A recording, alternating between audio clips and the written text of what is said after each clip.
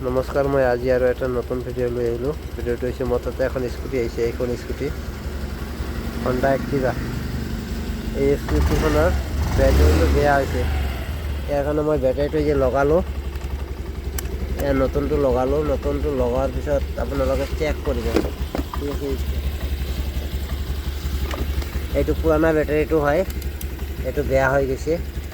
ঠিক আছে, বেটাৰীটো যেতিয়াই আপোনালোকে লগোৱাৰ পিছত আপোনালোকে এনেকৈ মাল্টিমিটাৰেদি চাব।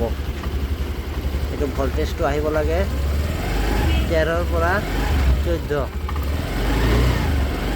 ঠিক আছে, এইটো 13ৰ পৰা 14 আহি আছে, ঠিকে আছে। আৰু এনেকুৱা যদি নাহে, ভল্টেজটো যদি কম আহে, তেনেহ'লে আপোনালোকে ভাবিব যে কিটো বেয়া আছে, গাড়ীটোত কিবা ফল্ট আছে।